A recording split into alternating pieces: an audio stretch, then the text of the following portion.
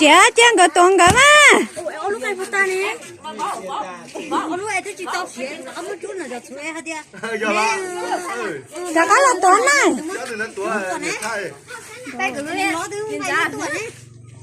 Xin cho nó cắt nó thì nó tua cho tụi nó tua thì nó lâu kia nó xin. Nếu mà bình đá ta xuống à. Nó bình đá ta.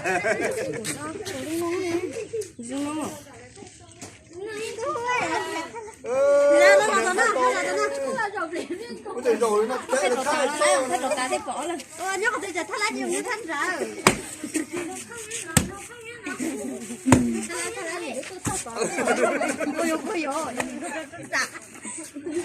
Tôi không muốn đi. Tôi luôn rồi.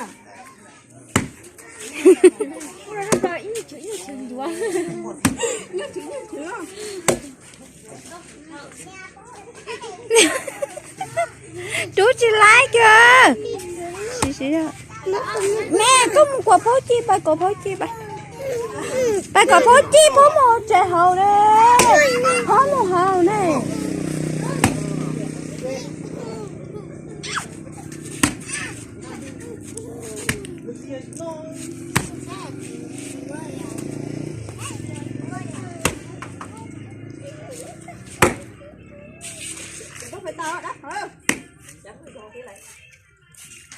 Mua rồi đó thì người ta mua rồi đó thì mình cho tới tuổi ta đến ra thế vừa lon được ta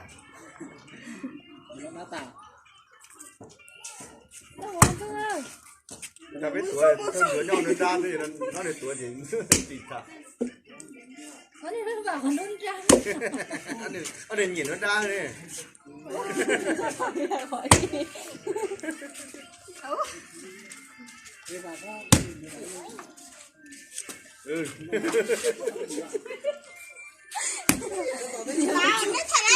gì đó lâu Xí lâu sao?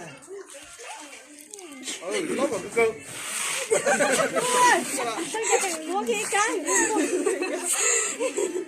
lâu rồi chấp về mình đang cười chấp về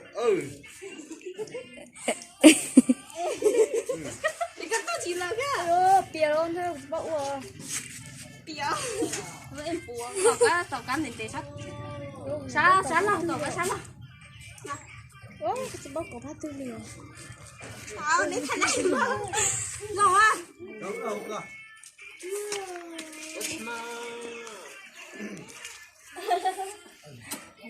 Chị tao rong à. Nén chào. Mỏ. Con này.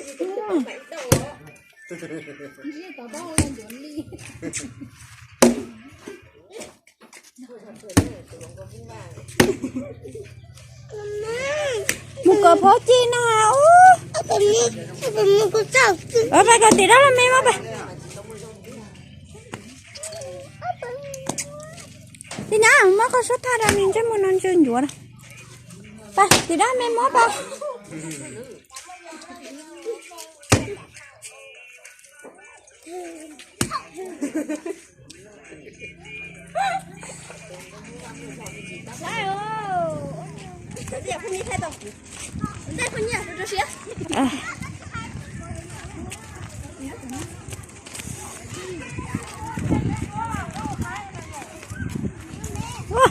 Ôi thằng đây người số nữa đây số lại nữa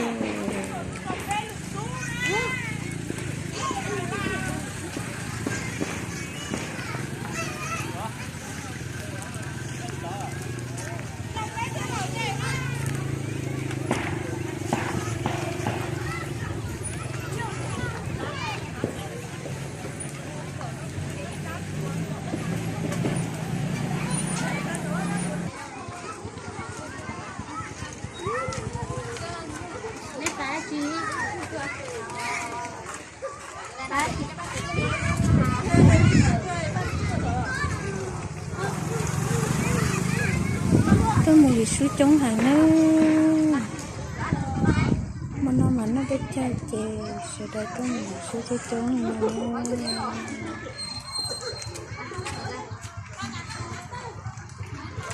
xe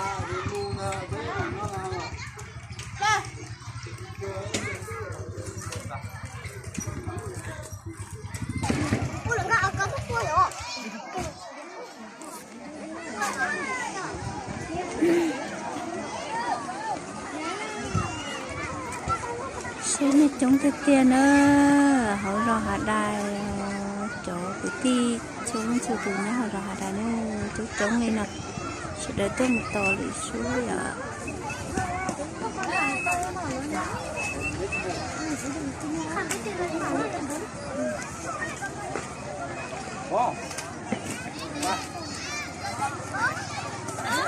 chống cái tiền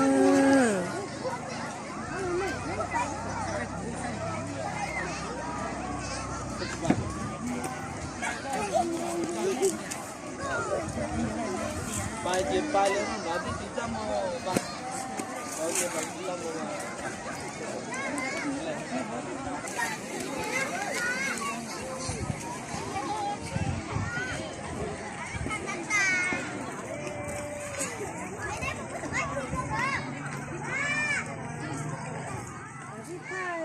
nó làm một chơi ít nhớ nón chơi rồi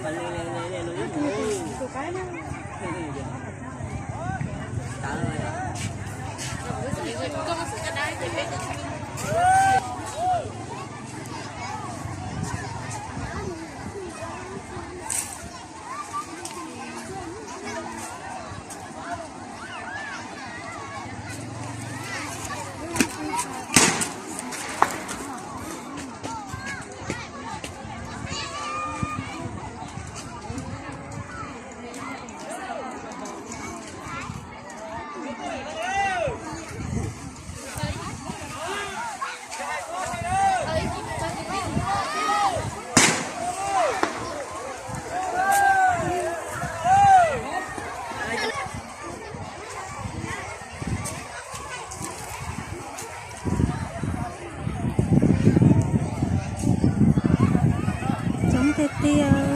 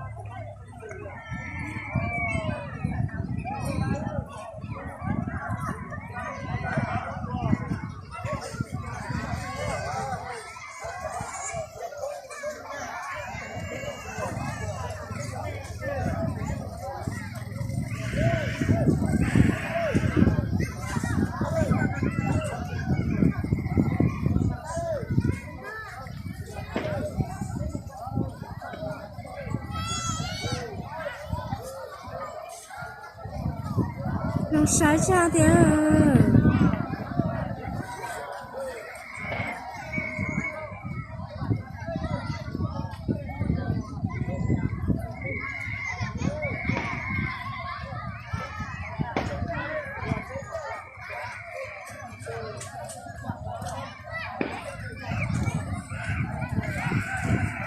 shop thì chê tới lười ta nữa tôi khỏi cái ca là cái từ shop thì nó thì cái chống bắt lấy rồi xây ra ấy là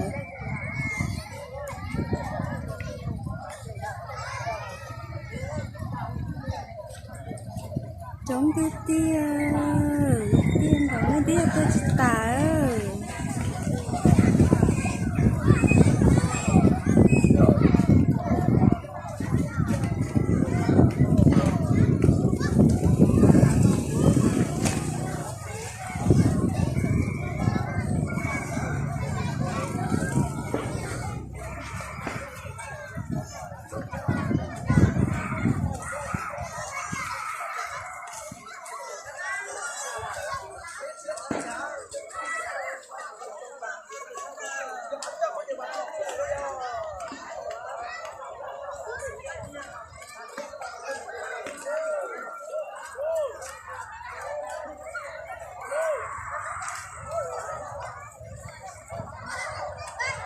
chúng tôi tiếp với chỗ từ tôi rồi nhập vào cho vậy chứ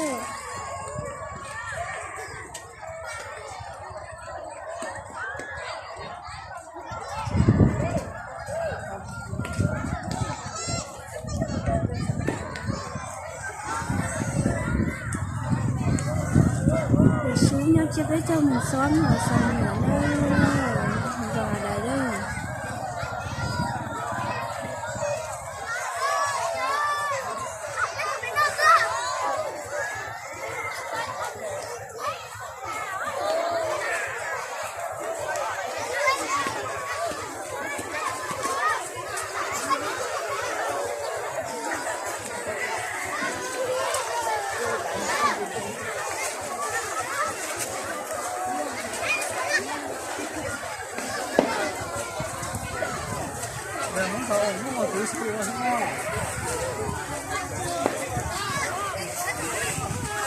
mà phải chết ta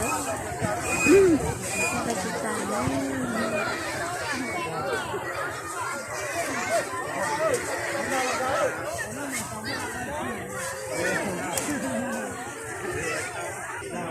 làm chống tê tia có chỗ tự to lên nồi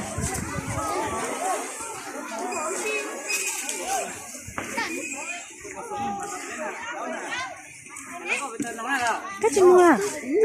Cắp đâu chị nó cái cắp cổ sao?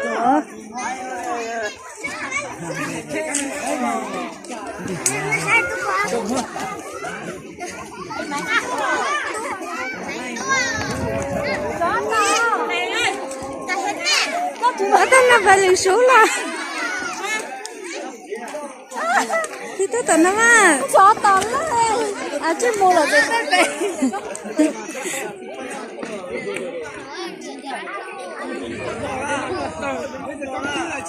ba trẻ ba thử về ta lo không có ta lo về cái phóng mà tôi hay rồi ta trẻ nhở này muốn trẻ này ba ôi cái phóng mà muốn ra